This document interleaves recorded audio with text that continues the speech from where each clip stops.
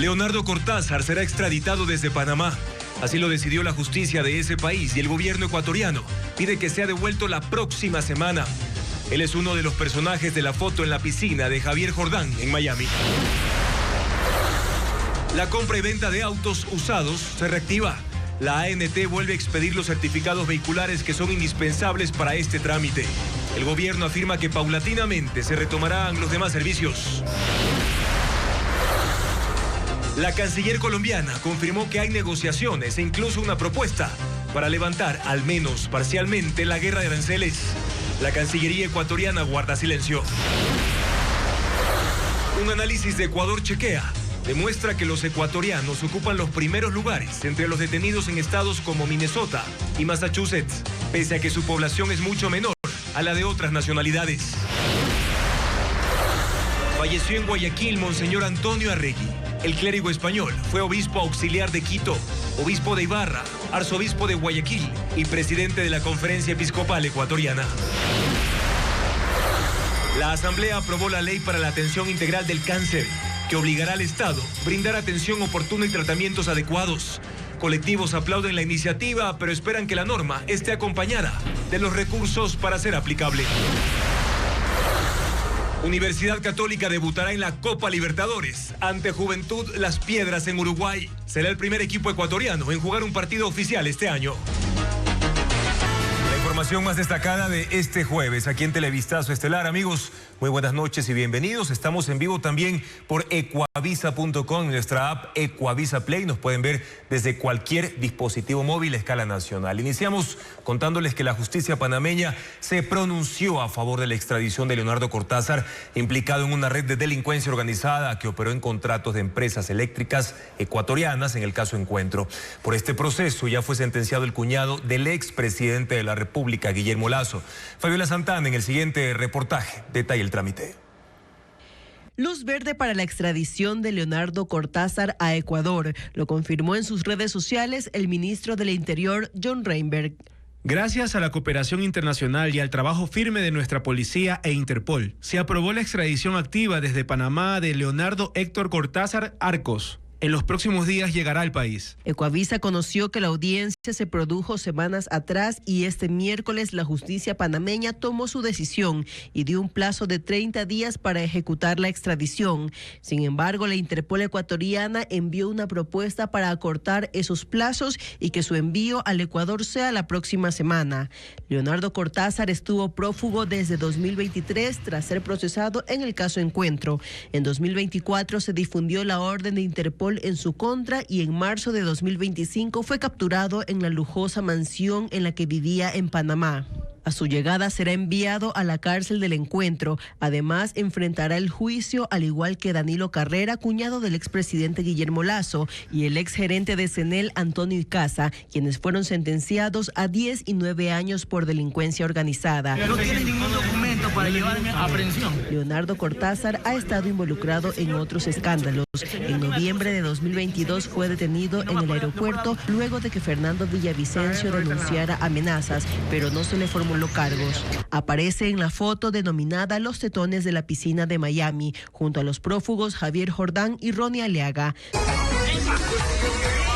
Foto tomada después de este partido de fútbol en la casa de Jordán, difundida en las redes sociales del fallecido Fernando Villavicencio. En las conversaciones periciadas en el caso Encuentro, se expresan de él como peligroso porque está con los albaneses.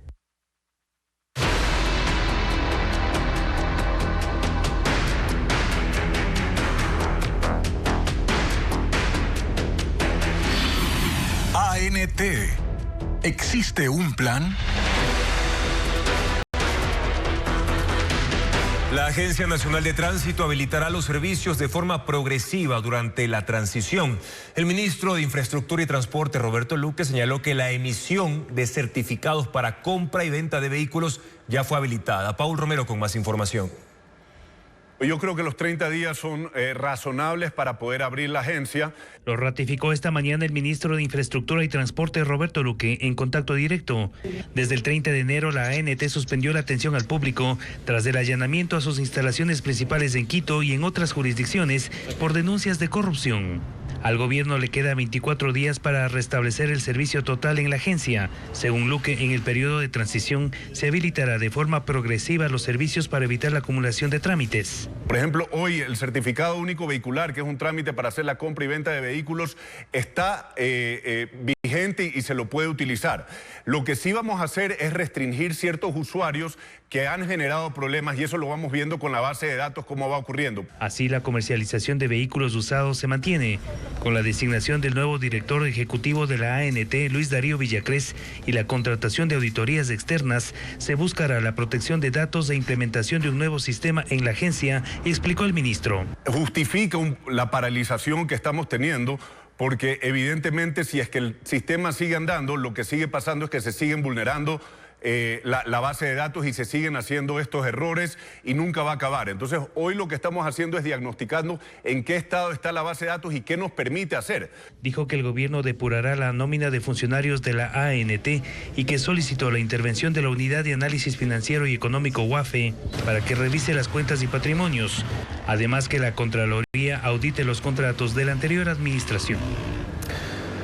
Mientras el presidente Daniel Noboa y la canciller Gabriela Sommerfeld cumplen agendas en el exterior, el Ministerio de Relaciones Exteriores de Colombia confirmó que ambas naciones están en negociaciones para levantar aranceles recíprocos. Una diplomacia que en el caso de Ecuador está marcada por el silencio.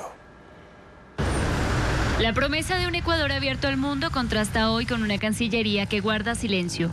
Incluso los detalles para resolver la guerra comercial con Colombia se conocen de boca de la canciller del vecino país, Rosa Villavicencio, quien dijo este jueves que ya hay conversaciones entre ambos países en busca de una solución. Bueno, estamos en un proceso de negociación con Ecuador. Nosotros les hicimos una propuesta, ellos nos han hecho una contrapropuesta y debemos reunirnos en este fin de semana o a más tardar la próxima semana. La falta de información del lado ecuatoriano genera dudas. En la cumbre de Panamá, ¿por qué no hubo una reunión en ese momento? ¿Por qué ahora no hemos aceptado formalmente el sentarnos a conversar con Colombia? Y sobre todo que se entienda que lo que necesitamos es mandar mensajes de certidumbre. Gabriela Sommerfeld inició su gestión hace 2 años y 2 meses, proponiendo alianzas estratégicas y una diplomacia activa. De eso se sabe poco, porque la conducción de la política exterior está marcada por la reserva. Su agenda más reciente en los Estados Unidos se conoció por una fotografía publicada por agencias internacionales. Solo después la Cancillería informó que se trató de su participación en la Conferencia Internacional de Minerales Críticos. Hay muchos puntos que quedan en obscuridad. Sí preocupa esas visitas sin conocimiento del público. El silencio es un factor común incluso en las recientes declaraciones del presidente colombiano Gustavo Petro, quien dijo que entregó un listado de narcotraficantes que actúan en el Ecuador al presidente estadounidense Donald Trump. Lo mejor en este momento, más que explicaciones o cosas por el estilo, es decir, vamos a cooperar y nos intercambiaremos de información. Y si es que los estados no aprendemos a cooperar de la mano en estos intereses comunes, los únicos que ganan son justamente las economías criminales que ya saben cómo operar de manera transnacional. Ambos coinciden en que la Cancillería por sí sola no marca el rumbo, lo ejecuta. La política exterior es una atribución del presidente y él es quien define el tono que hoy marca la relación del Ecuador con el mundo.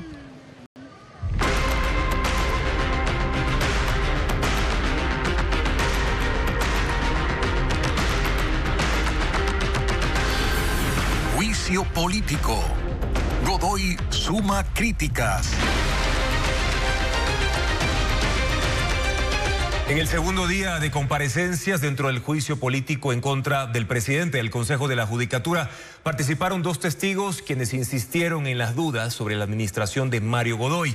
Incluso uno de ellos atribuyó corresponsabilidad al correísmo en su primera designación. Patricio Díaz informa que este viernes rendirá testimonio el juez Carlos Serrano. Señor presidente, ponga en orden los gestos que está haciendo el payaso este. Es Stalin Raza, el abogado de Mario Godoy, señalando a uno de los testigos del correísmo, Washington Andrade, el ex abogado de la jueza Nubia Vera. La tónica áspera del juicio político contra el presidente de la Judicatura se ha mantenido en todas las sesiones. Los interpelantes anunciaron que el juez Carlos Serrano, quien denunció las supuestas presiones que son base de este juicio político, confirmó que sí comparecerá de manera virtual. Será este viernes. Precisamente el jurista Ramiro García, que completó su testimonio, hizo referencia a que el juez entregó nuevos audios a la fiscalía. Ya van a ver que las presiones no solamente se refieren a favorecer al narcotraficante serbio, sino también al caso AAA, es decir, por un lado se pretendía que se libere a un narcotraficante serbio confeso y por otro lado que se condene al alcalde de Guayaquil sin pruebas en el caso AAA. El abogado del presidente de la Judicatura cuestionó la idoneidad de ese testimonio. Que viene como abogado y en representación del señor Aquiles Álvarez, quien también es adherente, milita o afín a la Revolución Ciudadana. Entonces, mayor conflicto de interés que aquel, no cabe la menor duda.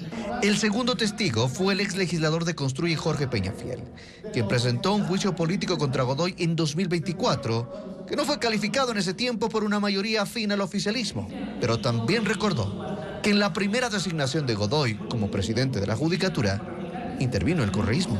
Mario Godoy no es ni fue solamente un hijo del gobierno de Daniel Noboa y del oficialismo actual, sino que Mario Godoy también formó parte de las filas de la Revolución Ciudadana. Fue apoyado por la famosa Liga Azul.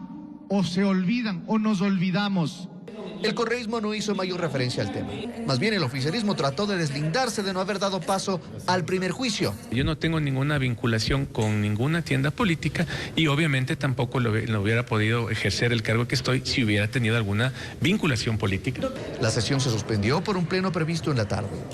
El correísmo teme que estas interrupciones no le permitan presentar todos sus testigos hasta el martes, que concluye esta fase.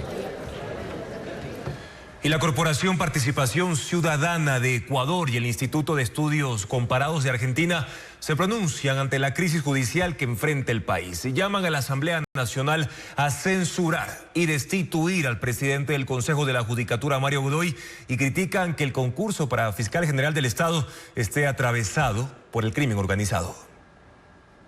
El juicio político al titular de la Judicatura y el concurso para elegir al próximo fiscal general son vigilados por organizaciones de Ecuador y del extranjero. El Instituto de Estudios Comparados INESIP, con sede en Argentina, centro especializado en el seguimiento de temas judiciales en la región, publicó un comunicado titulado Fiscalía General del Estado de Ecuador, un proceso de designación atravesado por la sombra del crimen organizado. Y también mencionan el juicio político en curso contra el presidente del Consejo de la Judicatura, Mario Godoy, derivado de denuncias por presuntas presiones a jueces en causas de narcotráfico y corrupción, evidencia que la interferencia del narcotráfico en el sistema de justicia ecuatoriano es una realidad palpable. Lo que está sucediendo con el señor Godoy, más allá de cuál sea el resultado del proceso en su contra, despierta obviamente una alarma muy seria. Las reacciones ante este tipo de situaciones no pueden ser tibias, no pueden ser timoratas, porque insisto, lo que está en juego no es un caso particular, sino la credibilidad de todo el sistema de justicia. En Ecuador, la Corporación Participación Ciudadana se pronuncia en el mismo sentido. En un comunicado piden que la Asamblea Nacional censure y destituya a Godoy. La persona que está a la cabeza del Consejo de la Judicatura este momento no es precisamente una persona idónea y sobre todo tiene vínculos muy peligrosos. Nosotros sí consideramos que lo óptimo debería ser que se destituya al actual presidente. Ambas organizaciones llaman a la vigilancia ciudadana y enfatizan que una justicia independiente y proba es crucial en una sociedad que enfrenta el avance del crimen organizado y el narcotráfico. El país lamenta la muerte de Monseñor Antonio Arregui, arzobispo emérito de Guayaquil. Durante 61 años desempeñó cargos dentro de la iglesia. Sus restos ahora son velados en la Catedral Metropolitana del Puerto Principal y estarán ahí hasta el mediodía de este sábado. Diego Cuenca, ya lo vemos en pantalla, se encuentra en el lugar para contarnos más detalles. Adelante, Diego, te escuchamos. Así es, al menos 40 feligreses en este momento participan en una de las 3 misas que se desarrollan desde la tarde de este jueves para despedir al Monseñor Antonio Arregui. Como vemos en imágenes, su cuerpo es velado en la Catedral Metropolitana en el centro de Guayaquil. Aquí el féretro está acompañado de un retrato de Arregui y junto a él flores blancas. Al menos por hoy, la última misa será a las 9 de la noche y como dato relevante, la catedral estará abierta a sus puertas durante toda la madrugada de hoy para recibir a los feligreses que quieran despedirlo. Y para mañana, viernes, está previsto que las misas empiecen desde las 8 de la mañana hasta las 9 de la noche. Finalmente, las exequias o actos fúnebres para el sepulcro serán este sábado 7 de febrero y se celebrarán misas desde las 8 de la mañana hasta las 12 del día. Y en este último acto será presidido por el cardenal Luis Cabrera para luego colocar los restos en la cripta de la catedral, que es la bóveda en donde reposarán sus restos de quien fue Antonio Arregui, Monseñor emérito de Guayaquil. Esto es lo que se desarrolla en este momento, la misa de despedida del Monseñor acá en el centro de Guayaquil. Gracias, Diego, por compartirnos esa información. Pero, ¿quién fue Monseñor Antonio Arregui, una de las figuras más influyentes de la Iglesia contemporánea? Pastor, académico y servidor incansable, deja un legado que marcó generaciones. A continuación, una semblanza que rememora su voz serena, paso discreto y obra inmensa. Antonio Arregui Yarza nació en Oñate, España, el 13 de junio de 1939. Perteneció a esa estirpe de líderes cuya presencia se hacía sentir más por la hondura de sus actos que por la estridencia de sus palabras. Su vida, tejida entre la academia, la pastoral y la acción social, deja una marca indeleble en el Ecuador, país que adoptó como suyo y al que sirvió hasta el final. Monseñor Arregui era doctor en Derecho Canónico y en Jurisprudencia. Ingresó al Opus Dei en 1957 y fue ordenado sacerdote en Madrid en 1964. Un año después llegó a Ecuador y allí comenzó una extensa labor como profesor, director de instituciones eclesiales y guía espiritual de jóvenes, familias y trabajadores. Su trayectoria episcopal inició en 1990 cuando Juan Pablo II lo nombró obispo auxiliar de Quito. Más tarde fue obispo de Ibarra, administrador apostólico de Tulcán y a partir del 7 de mayo de 2003, arzobispo de Guayaquil, sede que marcaría profundamente su legado. Durante su periodo presidió la Conferencia Episcopal Ecuatoriana y participó en sínodos internacionales, consolidando su rol como una de las voces más respetadas de la Iglesia en el país. Más allá de los títulos, Arregui permaneció siempre cerca de la gente. En los barrios populares del noroeste de Guayaquil, su imagen quedó asociada a la bondad sencilla, por la sonrisa franca, por el gesto amable que acompañaba obras concretas. La creación del Centro Pastoral Indígena de la Prosperina, el fortalecimiento de la red educativa arquidiocesana con sus 40 planteles, la fundación de la red de dispensarios médicos, programas de atención para personas con VIH y quizás su obra más visible, el Banco de Alimentos Diaconía, surgido en 2011 para aliviar el hambre de los que menos tienen. En momentos críticos del país no dudó en adoptar una postura política que en más de una ocasión le conllevó críticas desde el poder.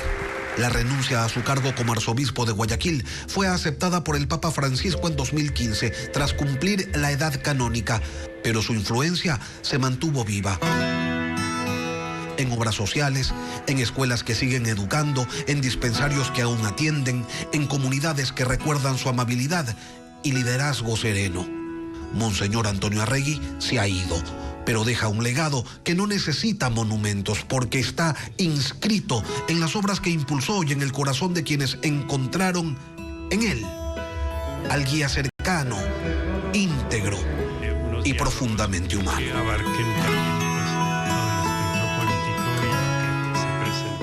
El cardenal ecuatoriano y actual arzobispo de Guayaquil, Monseñor Luis Gerardo Cabrera, confirmó en un comunicado que la velación de Monseñor Antonio Arregui comenzará en horas de la tarde en la Catedral San Pedro Apóstol de Guayaquil y las exequias se llevarán a cabo este sábado 7 de febrero a las 12 horas.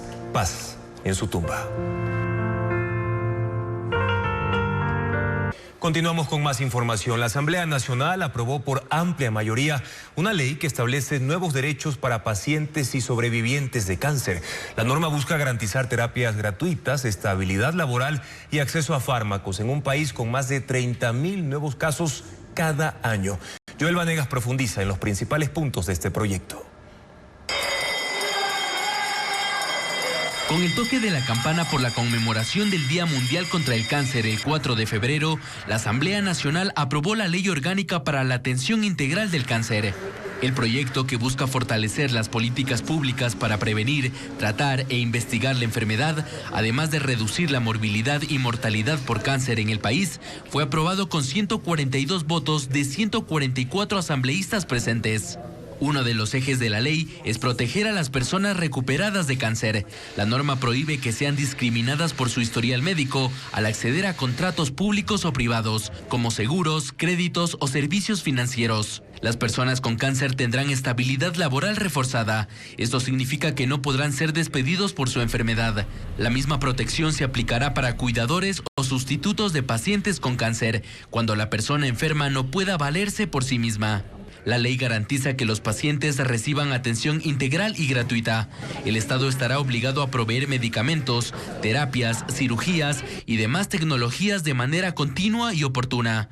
Para eso se creará el Registro Dinámico de Medicamentos Oncológicos, REMO, una lista oficial y actualizada de fármacos contra el cáncer que los hospitales públicos deberán tener disponibles. Según el informe de la UTL, el costo promedio estimado para implementación del proyecto de ley asciende a aproximadamente $117 millones al año. Otro cambio es que el Registro Nacional de Cáncer pasará a ser administrado por el Ministerio de Salud y ya no por Solca. De acuerdo con datos actuales, al año se registran 30.000 nuevos casos de cáncer en el Ecuador y 16.000 fallecimientos. La ley ahora está en manos del Ejecutivo para su aprobación u objeción. Ahora vamos a hablar de economía porque el gremio exportador ecuatoriano asegura que el acuerdo comercial con Emiratos Árabes Unidos será una oportunidad para levantar ese mercado de Medio Oriente que desde hace 3 años empezó a caer y consumir menos productos ecuatorianos. Diego Cuenca describe en qué etapa está ese tratado comercial que aún no se ha firmado, pues solo culminaron las negociaciones técnicas. Aunque el gobierno ecuatoriano ese miércoles empezó a hablar de un acuerdo comercial con Emiratos Árabes Unidos, ese convenio está lejos de entrar en vigencia porque aún no se suscribe. Ayer solo se culminaron las negociaciones que empezaron en agosto del año pasado. La Federación Ecuatoriana de Exportadores recibe este hecho con optimismo. Y a partir de la firma se espera que el proceso administrativo pueda llegar a tomar entre 6 y 9 meses para que el acuerdo comercial pueda entrar en vigencia. Y cuando eso ocurra, el gobierno asegura que 4.000 productos ecuatorianos tendrán beneficios en un proceso de desgravación arancelaria de 10 años. Entre los principales que se exportan están minerales y metales, banano y plátano, camarón, flores, café y frutas. Con ese acuerdo, los exportadores buscarán levantar ese mercado en Medio Oriente. En el 2023, Ecuador exportó $601 millones, pero en el 2024 cayó a 261 millones y en el 2025, $137 millones. En el último año hemos tenido un ligero retroceso en términos de que la demanda en el mercado emiratí actualmente se encuentra enfriándose. Aunque el ministro de Producción y Comercio Exterior informó a través de un video que el banano y el camarón se beneficiarán del acuerdo, esos productos son los únicos que aún sin tratado comercial no pagan aranceles. Los demás productos tienen que pagar 5% de impuestos para entrar a Emiratos Árabes Unidos. La expectativa del gremio exportador es colocar nuevos productos como aguacate, arándanos, quinoa, que otros países que tienen acuerdos comerciales como Colombia y Costa Rica ya le venden a Emiratos Árabes. El caso de un niño de 6 años maltratado por su profesora en una escuela pública dio origen a una nueva sentencia de la Corte Constitucional sobre violencia escolar. Los magistrados fijaron estándares obligatorios. Jacqueline Rodas los puntualiza en el siguiente informe. La Corte Constitucional estableció parámetros obligatorios para tratar los casos de violencia en las escuelas. La sentencia nace de una denuncia presentada en 2019 por la madre de un niño de 6 años agredido por su profesora en una escuela pública de Zamora. Arranca las hojas de los cuadernos, le ala las orejas, le dice que no puedes hacer ni trabajos ni deberes y lo deja encerrado sin salir al recreo si no termina con las tareas. Les grita y no les deja ir al baño, situación que ha hecho que mi niño se orine en el pantalón porque la profesora no le da el permiso respectivo. El niño ya no quiso ir a clases, luego hubo quejas de otros estudiantes e informes que comprobaron el maltrato físico y psicológico. Sin embargo, la denuncia se archivó, la profesora no fue sancionada y únicamente la cambiaron de escuela. El caso llegó a la Corte, que declaró la violación de los derechos del niño, ordenó atención médica y psicológica para él y su familia. La escuela y la dirección distrital deben disculparse en un acto privado y capacitar a los profesores para que no vuelva a ocurrir. La Corte seleccionó este caso para sentar estándares. El Estado está obligado a asegurar entornos educativos libres de violencia. Su deber comprende la prevención, detección, protección, investigación, sanción y reparación, evaluación a docentes, capacitación y seguimiento, y atención inmediata a las denuncias. La Corte Constitucional dispuso que todas las medidas adoptadas frente a casos similares deben priorizar el bienestar del estudiante para que no abandone el sistema educativo.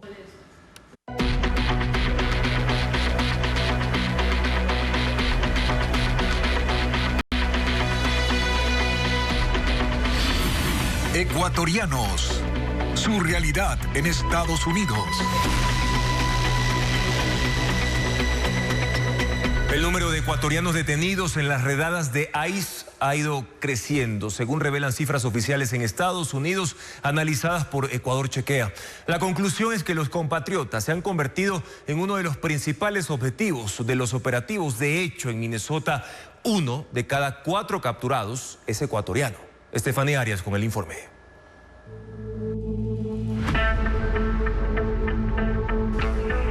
La creciente comunidad latina en Estados Unidos alcanzó un récord de más de 68 millones en 2024, según cifras de la Oficina del Censo de ese país. Esto llevó al presidente Donald Trump a aplicar en su primer año de mandato las masivas redadas.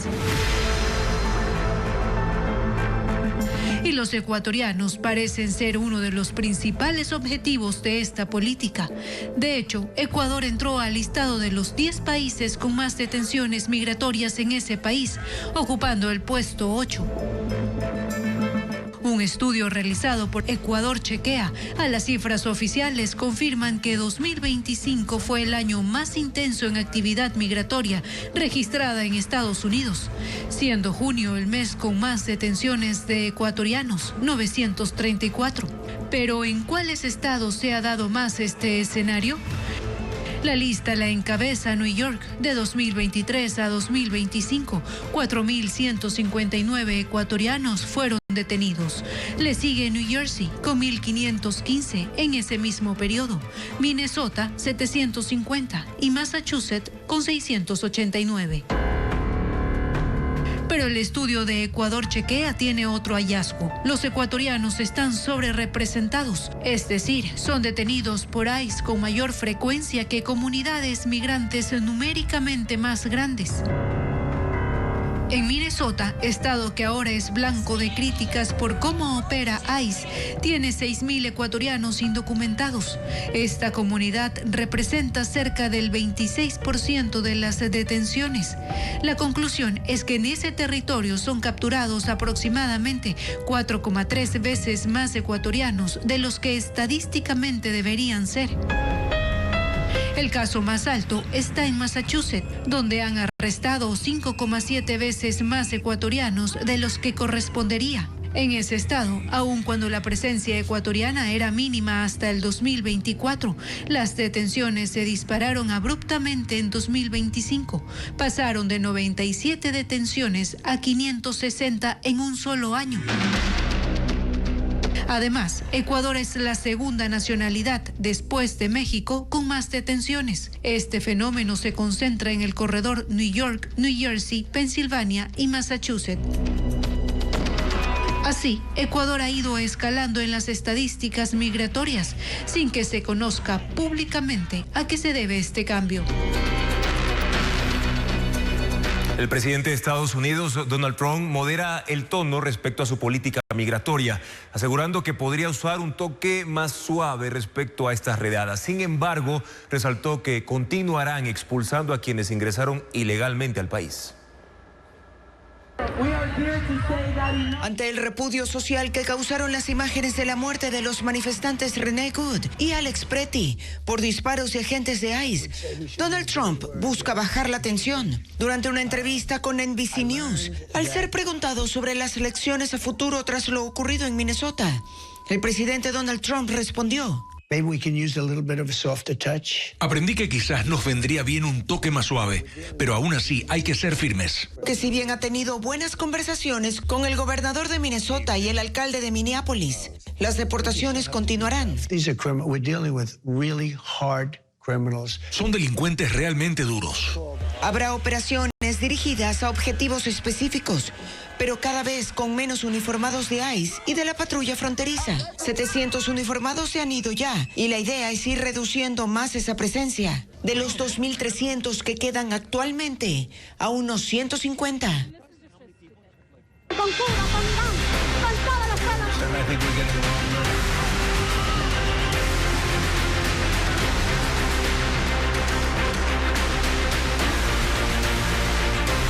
Mundo. Delcy Rodríguez cumple un mes al mando de Venezuela bajo la tutela de Estados Unidos y aunque asegura que es el chavismo el que gobierna, ha tomado decisiones que por 26 años fueron impensables para el régimen, como abrir las puertas nuevamente a las petroleras estadounidenses, impulsar una ley de amnistía que libere a todos los presos políticos y sacar del paso a aliados clave de Nicolás Maduro. Juro por el pueblo de Venezuela. Delcy Rodríguez tiene un mes como la nueva cara del régimen venezolano y aunque por años fue una figura clave en el chavismo, su gobierno está poniendo a prueba la revolución. Sí, señor. En el primero o en el segundo. Para sus anuncios siempre aparece escoltada por su hermano Jorge Rodríguez, presidente de la Asamblea Nacional, y Diosdado Cabello, ministro del Interior, como una muestra de que siguen unidos. Pero lo cierto es que en el interior del gobierno hay tensión. En solo 30 días ha cambiado a 28 mandos militares, entre ellos el comandante de la Guardia de Honor Presidencial y el director general de Contrainteligencia Militar. También a 11 funcionarios de su gabinete, incluyendo varios ministros. Y es que las cosas están dando un giro radical. Los discursos desafiantes cesaron. Ahora hablan de reestructuración, paz, consenso y reconciliación. Para mostrar que una Venezuela unida es posible. Estados Unidos ya no es el enemigo, aunque fue el país que invadió Venezuela y capturó a Nicolás Maduro en su casa. Rodríguez abrió las puertas a las petroleras de ese país y celebra la venta de crudo. Además, restablece las relaciones diplomáticas. Aunque se esfuerza por aclarar que quien gobierna es ella, Donald Trump ha dicho que él y Marco Rubio son quienes dirigen la era posmaduro y enviaron a una supervisora directa a Caracas. La diplomática experta en gobernanza en zonas de conflicto, Laura Dogu. Delcy ya se reunió con ella. Bueno, y allí tuvimos una conversación, Frank. Yo siempre digo, el respeto no le quita nada a nadie. Otro cambio en la política de esta era chavista es la excarcelación de presos políticos y el anuncio de una ley de amnistía que abarque desde 1999 hasta la actualidad. Es impulsada por quien fue la encargada directa de la represión por años. Mucha hipocresía. Delcy Rodríguez es la inesperada representante de la transición en Venezuela. Será sustituta por 90 días, que pueden ser prorrogables por otros 90 con la aprobación del Parlamento. Luego de eso, deberá convocar elecciones. En Groenlandia, un perro de trineo se robó la cámara de un grupo de periodistas. El incidente quedó grabado en un video. La cámara de 360 grados que captura el entorno completo y que está valorada en $700 desapareció mientras el equipo filmaba a los canes en ese territorio del Ártico. El dispositivo fue tomado por uno de los canes, que lo atrapó en su hocico y sin querer pulsó el botón de grabar antes de salir corriendo y dejarla debajo de un trineo. Esto provocó una intensa búsqueda por parte de los periodistas. La travesura quedó grabada y luego la cámara fue hallada sin daño. Cuba se prepara para un desabastecimiento severo de combustible. Miguel Díaz-Canel advirtió que la isla enfrentará tiempos muy difíciles ante el endurecimiento de las presiones de Estados Unidos, que incluyen un bloqueo al envío de petróleo a la isla. La crisis en Cuba no hace más que agudizarse y este jueves el presidente Miguel Díaz-Canel admitió que se avecinan tiempos complejos. Tenemos problemas en la disponibilidad de combustible para garantizar no solo ya la generación eléctrica, sino actividades básicas. La escasez de combustible en la isla es un daño colateral del bloqueo marítimo que impuso Estados Unidos a Venezuela, pues el régimen madurista era su principal proveedor de petróleo y Cuba depende en gran medida de las importaciones. El bloqueo naval a Venezuela empezó en diciembre. Por lo tanto, desde esa fecha aquí no se recibe combustible en este país. Denuncia que Estados Unidos ha hecho un bloqueo energético a Cuba, con la amenaza del aumento de aranceles a quienes le suministren combustible. Sin embargo, el régimen dice que está dispuesto a dialogar con Washington siempre que respete su soberanía. Sin precondicionamiento, en una posición de iguales, en una posición de respeto.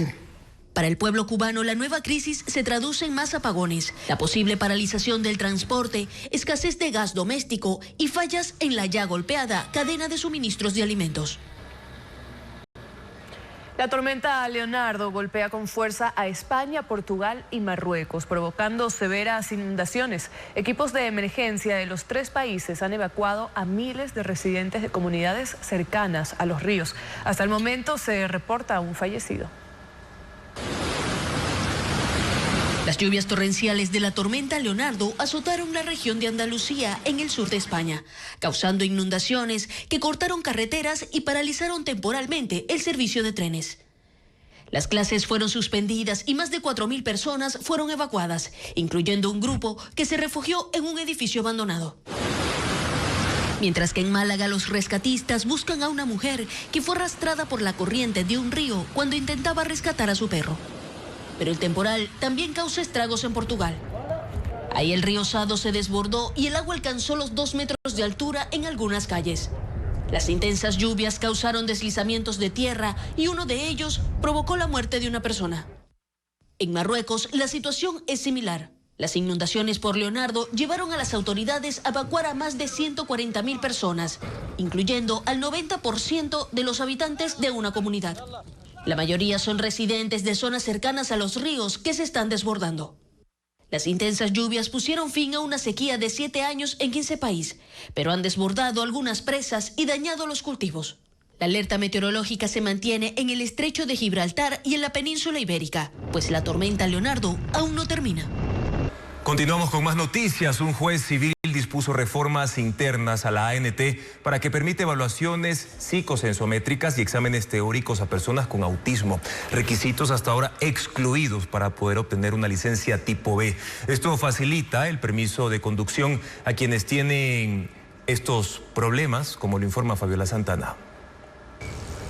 Las personas con autismo sí pueden obtener licencia de conducir tipo B. Así lo resolvió el juez de la Unidad Civil, Francisco Chacón, el miércoles anterior, al conceder la acción de protección a Andrés Vázquez, a quien la Agencia Nacional de Tránsito negó la renovación de su licencia caducada hace 11 meses porque en 2023 fue diagnosticado con autismo. Ellos aducían que al ser una discapacidad psicosocial vinculada también a discapacidad mental, éramos un peligro y éramos un riesgo para manejar.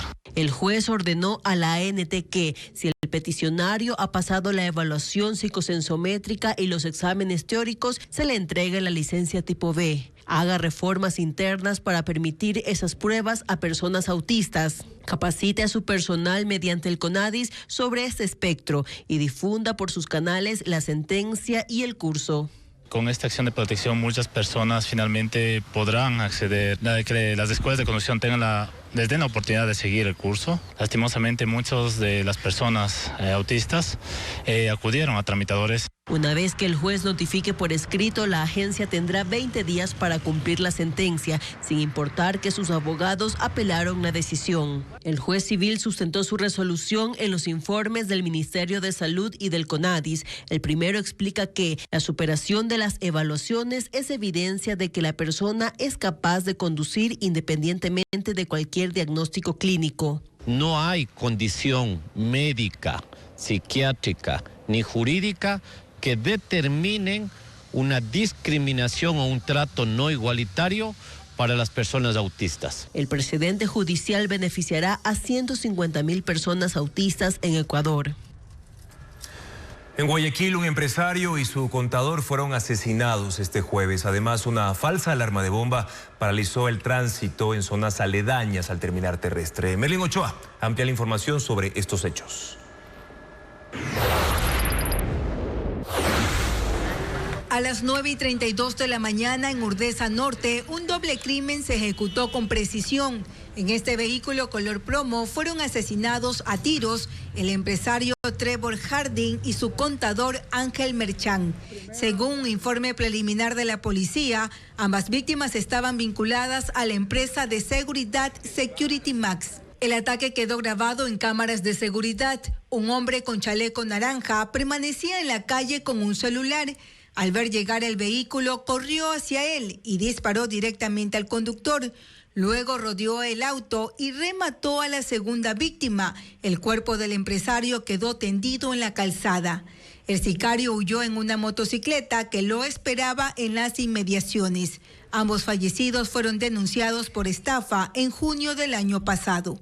Hasta la mañana del jueves, en la página de la Cámara Ecuatoriana Británica constaba la fotografía de Trevor Harding como secretario. Tenía relación con 3 empresas, 2 de ellas en proceso de liquidación. Además, era accionista de Security Max, compañía que actualmente figura a nombre de su hermano. A pocos metros de esta empresa, fue asesinado con al menos 10 disparos. Cerca de las 10 de la mañana, el norte de Guayaquil vivió momentos de pánico. En el parqueadero de una gasolinera, frente a la terminal terrestre, una alerta de bomba movilizó a unidades especiales de la policía.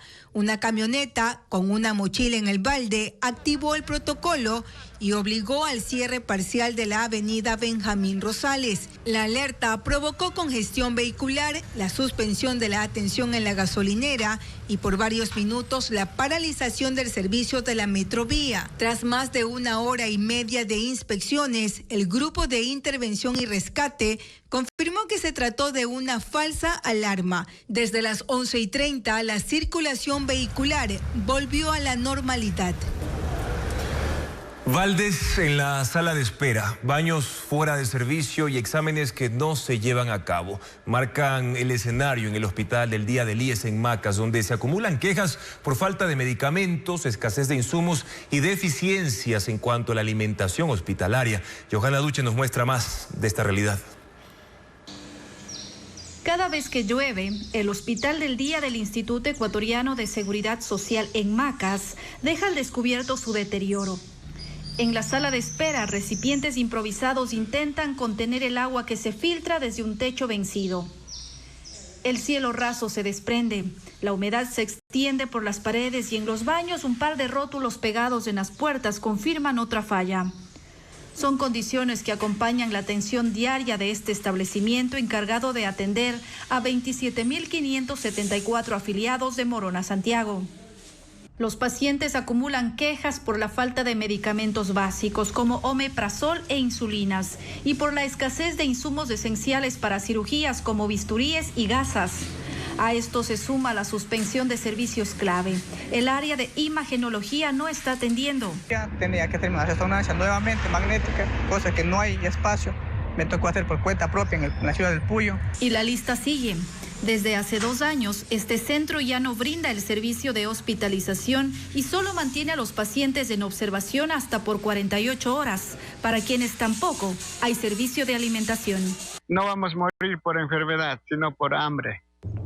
Televistazo solicitó una entrevista con el director del hospital. Sin embargo, indicó que no está autorizado a pronunciarse y que la información debe ser entregada por la Dirección Nacional de Comunicación del IES, que hasta el cierre de este informe no emitió respuesta. Continuamos con más información. La Asamblea Nacional aprobó una nueva ley orgánica para la atención integral del cáncer que establece condiciones renovadas de protección y atención en salud.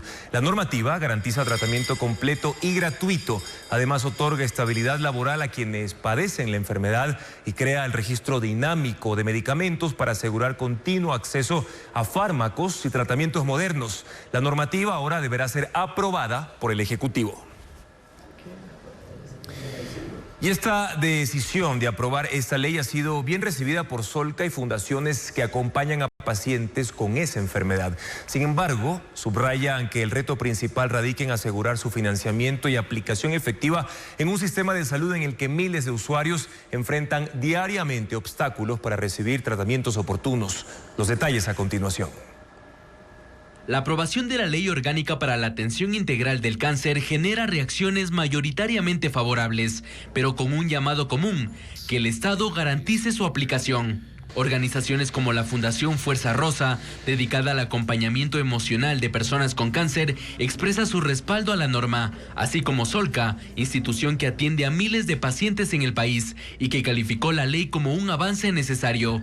Esta ley establecerá políticas públicas de prevención, ampliación de cobertura en atención, proteger financieramente a los pacientes y reconocer al cáncer como una prioridad sanitaria nacional. El cáncer es una de las principales causas de morbimortalidad en el mundo y en Ecuador no es una realidad distinta. La incidencia del cáncer ha ido en aumento, impulsada por el envejecimiento poblacional, cambios en estilos de vida, factores ambientales y limitaciones en el acceso oportuno al diagnóstico. En la Asamblea se aprobó la ley asegurando que el Estado sí puede invertir los 117 millones anuales para su aplicación. El Ministerio de Economía y Finanzas, el Ministerio de Salud y la Unidad Técnica Legislativa coinciden en que esta ley es financieramente viable.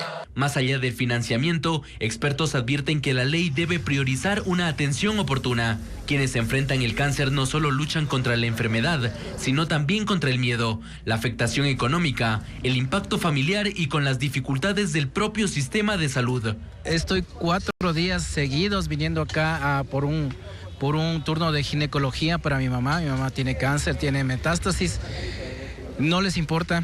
Uno aquí de la tercera edad, madrugando a las 5 y después le dicen no hay. Por eso, la aprobación de la ley es solo el primer paso. El reto, coincide en distintos sectores, será pasar a su ejecución real. 4 días después de que el gobierno suspendió la actividad minera en Napo, recién este jueves se pudieron observar operativos de control en concesiones de la provincia con presencia militar y también de las entidades encargadas de su regulación. Elizabeth Quesada amplía la información. Recién 4 días después de que el Ministerio de Ambiente y Energía suspendió la actividad minera en Napo, 200 militares junto con personal de la Agencia de Regulación y Control Minero desplegaron operativos de control en concesiones mineras de la provincia. En Napo existen alrededor de 55 concesiones mineras, según la ARCOM. Este jueves, los controles se concentraron en las parroquias Misahuallí y Aguano en el cantón Tena. En el sector Dorado Guambuno, en Aguano, donde permanecen 3 áreas concesionadas, ya no se observó movimiento de maquinaria durante la mañana. Las excavadoras estaban apagadas.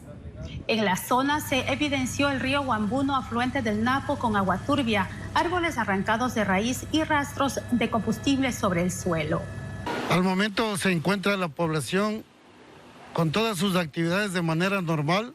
No ha habido ninguna situación de enfrentamiento o alguna controversia con algunos moradores del sector. Funcionarios de ARCOM colocaron sellos de suspensión en 12 de las 55 concesiones mineras registradas en la provincia. Ya desde la tarde de este miércoles, en zonas de Tala, Gentena y en sectores del cantón Arrocemenatola, se observó a grupos de mineros retirar maquinaria pesada en plataformas. Algunos operadores mineros señalaron falta de socialización de la medida y advirtieron afectaciones a cerca de 2.100 personas, entre conductores, ayudantes, técnicos, cocineros y geólogos. Unos piensan que el minero tiene plata, el minero también se financia. El minero también a base de las inversiones que hace, los créditos que uno otorga, pide a los bancos, es lo que uno nos sustenta. Según la ARCOM, los operativos continuarán en las próximas horas hasta completar la inspección de todas las concesiones. Las autoridades aseguran controles permanentes y en caso de incumplimiento advirtieron que la maquinaria será decomisada.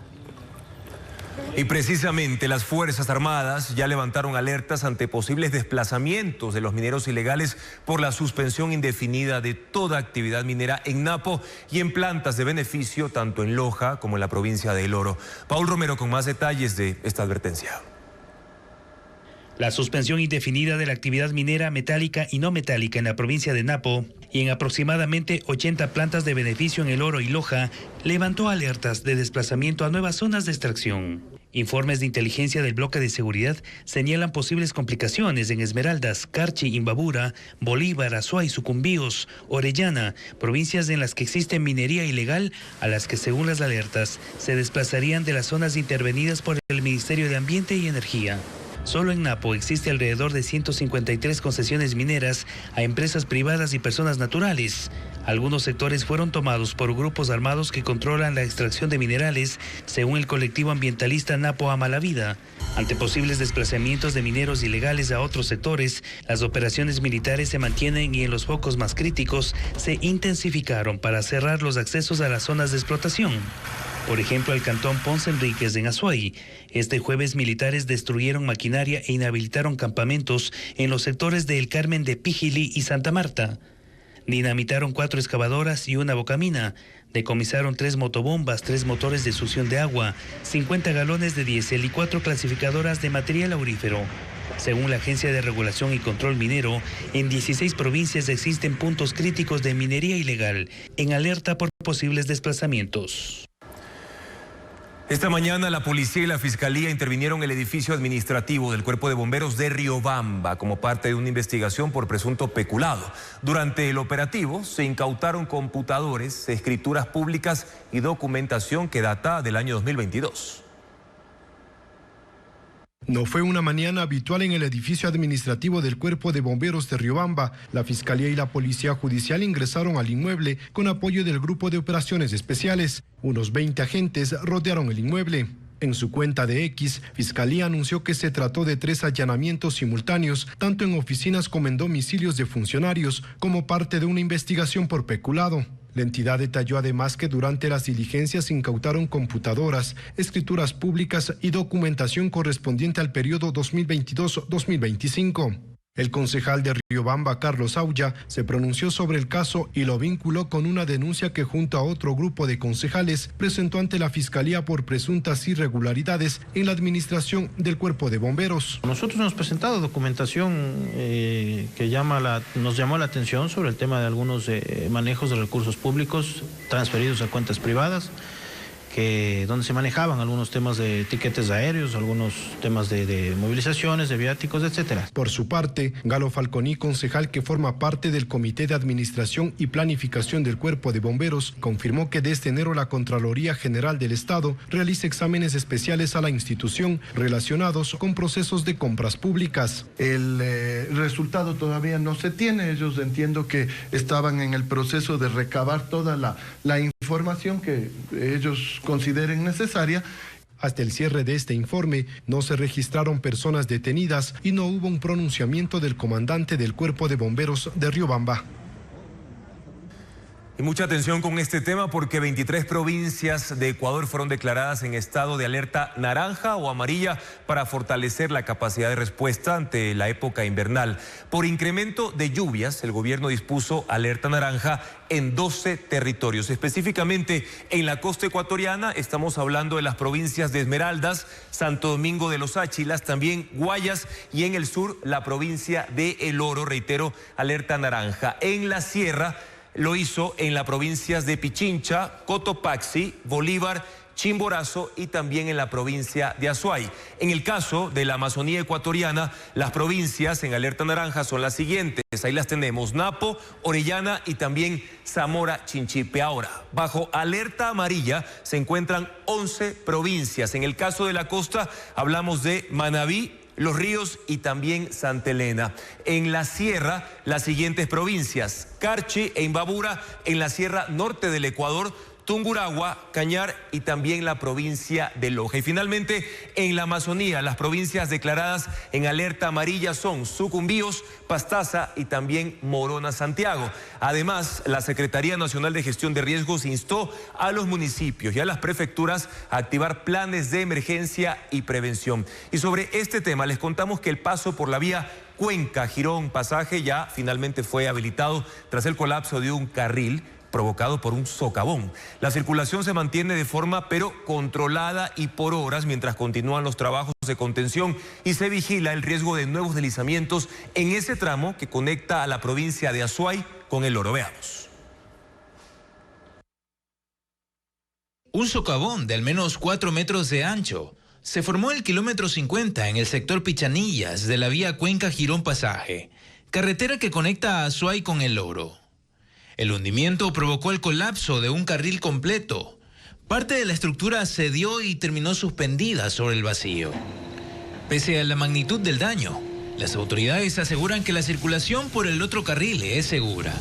El Ministerio de Infraestructura y Transporte anunció la tarde de este jueves que el paso será controlado.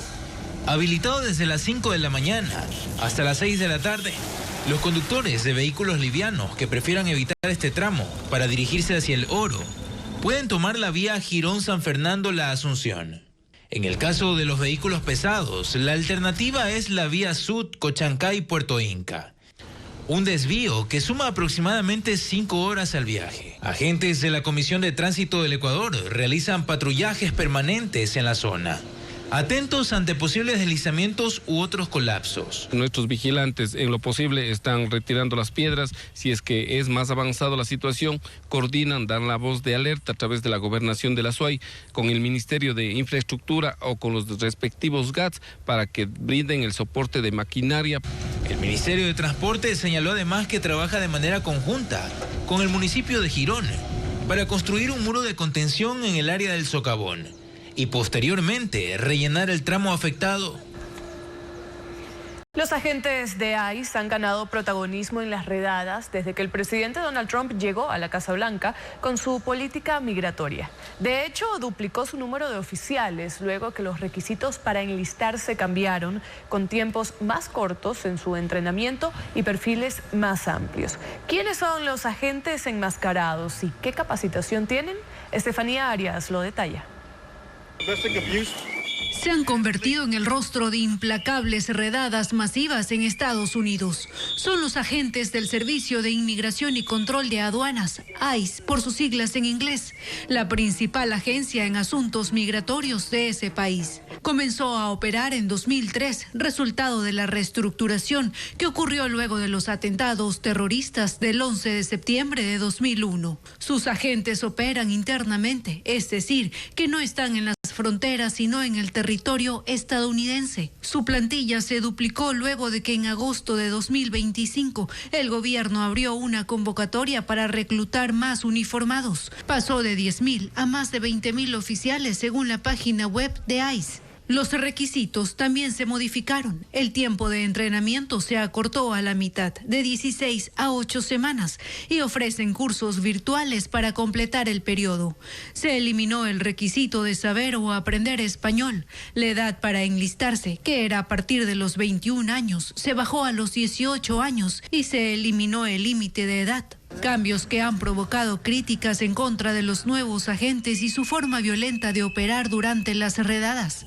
Uno de esos casos fue cuando un agente disparó contra Renee Wood en Minneapolis, justificando que la mujer había intentado atropellarlo, cuando los videos grabados por testigos muestran que ella intentaba huir del agente. En medio de todo esto, nacen otros rumores. Por ejemplo, que reciben un bono por cada detención. Dice, sí, pues aquí traigo 5. Los otros decían, yo traigo 3, yo traigo 4. Ven a que recibas tus puntos. Bono por cada persona. Se toman fotos de trofeo. ICE no ha aclarado públicamente la veracidad de esa información. Pero, ¿cómo identificarlos en las calles? Ese ha sido otra crítica hacia su gestión, pues no siempre se identifican con claridad. Algunos llevan máscaras y chalecos antibalas con la insignia de ICE, pero otros visten con camuflaje de tipo militar o en vestimenta de civil y no portan ninguna identificación. No todos se movilizan en vehículos que los identifiquen claramente. Videos de casas, de edificios donde entran pretendiendo ser personas que están trayendo delivery de comida y se ponen chalecos de otro color para taparse los chalecos antibalas. Aún así, el gobierno apuesta por ICE. En el último año del expresidente Joe Biden, 2024-2025, la agencia operó con $10,000 millones, mientras que en el primer año de Trump, 2025-2026, la cifra subió a $30,000 millones, por lo que advirtió que las redadas continuarán. Continuamos informando, amigos. Administradores de unos 22,000 bares escolares a escala nacional enfrentan un ajuste por parte del Ministerio de Educación que eleva el costo del arriendo. Muchos afirman que la única salida es incrementar los precios de los productos. Diego Puente con el reporte. El Ministerio de Educación cambió la forma de entregar en arriendo los bares escolares. La medida se aplica desde este año en 22,000 locales a escala nacional en los colegios y escuelas fiscales. La principal modificación está en el precio del arriendo. Por orden ministerial, se da mayor puntaje a la mejor oferta económica. El valor ofertado por los interesados, que antes no tenía peso, ahora representa el 40% de los puntos para la adjudicación. Le siguen experiencia general, específica, calificación preferencial, si los administradores viven en la misma ciudad del colegio, y certificación de cursos en alimentación. La Unión de Administradores de Bares Escolares está preocupada. Sus miembros se han organizado para intentar frenar esta forma de adjudicación. Las denuncias ya están puestas en Cercón, Contraloría, están puestos en el Ministerio de Educación, denunciando el proceso, las irregularidades que estamos pasando. Dicen que contradice la normativa vigente, que establece una fórmula que tome en cuenta el número de estudiantes y la zona del colegio. La persona que más oferte es la persona que tiene las posibilidades y al 99, al 100% de ganar esa contratación. En 4 provincias ya entró en vigencia y se han entregado los arriendos. Los administradores dicen que son pequeños emprendedores, cabezas de hogar, que no pueden competir con ofertas que doblan o triplican el pago. Con 1,000, 2,000, 3,000 de arriendo, ¿a qué costo se van a vender los productos para los niños? Televistazo solicitó una versión del ministerio y el acceso para grabar bares escolares. No solo que no tuvo respuesta, sino que se envió por mensajería a los rectores de las instituciones no permitir el acceso a la prensa. El movimiento Revolución Ciudadana denunció en redes sociales que un juez del Tribunal Contencioso Electoral tendría lista una supuesta sentencia para cancelar a esta organización política antes que se realice la audiencia. El Departamento de Comunicación del organismo dijo a Ecuavisa Digital que el contenido del documento que ya circula en las redes sociales es falso. En el TSE existe de hecho una investigación en contra de Luisa González y Andrés Arauz, dirigentes del correísmo, acusados de irregularidades en cuanto a los aportes para la campaña electoral del año 2023. Les contamos ahora que Erika Vélez interpretará una villana en la segunda temporada de Cholito Forever, la nueva producción de Ecuavisa que está próxima a estrenarse. La actriz comentó para Televistazo detalles de su personaje que aparecerá en todas las pantallas de Ecuavisa. Diana León nos cuenta más. Este es el regreso de Erika Vélez a la pantalla chica, a las telenovelas de Ecuavisa, canal que dice que siente como su casa. Pero mira, hay un personaje, la verdad, es como no sabíamos que si lo quieres aceptar y yo, de una, vamos. Vélez se suma a la producción de El Cholito Forever como villana de la historia, protagonizada por David Reynoso en su querido personaje de Pepe Chalén. Viene por venganza y es un personaje interesante porque a pesar de que hace muchas cosas malas, también tiene un porqué, que no puedo decir todavía. Su caracterización complementa su actuación. En esta ocasión, sus seguidores la verán usando una peluca rubia. Por eso todos los días la trenza, peluca divina y un vestuario todo sexy, apretadito, pero elegante.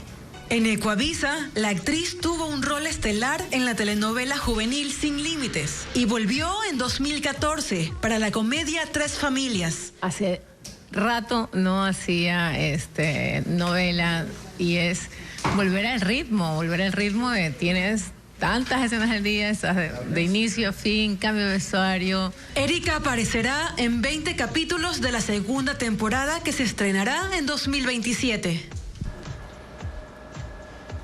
Exitosa esta producción de Ecuavisa. Amigos, finalizamos esta emisión de Televistazo y los invitamos a seguir informados en nuestra web ecuavisa.com y las redes sociales de Ecuavisa. Mañana en contacto directo estarán Viviana Veloz, asambleísta de la Revolución Ciudadana, quien impulsa el juicio político a Mario Godoy con los argumentos a favor de la censura del presidente del Consejo de la Judicatura. Y en este espacio de entrevistas también estará con nosotros el sociólogo Javier Gutiérrez para explicar los factores que elevaron el consumo de cocaína en Ecuador. Amigos, les recordamos que todas nuestras emisiones informativas las pueden ver también a través de Ecuavisa Play. La pueden descargar desde cualquier dispositivo móvil. Televistazo vuelve en su primera emisión a las 5:55 de la mañana. Gracias siempre por su sintonía y confianza. Buenas noches.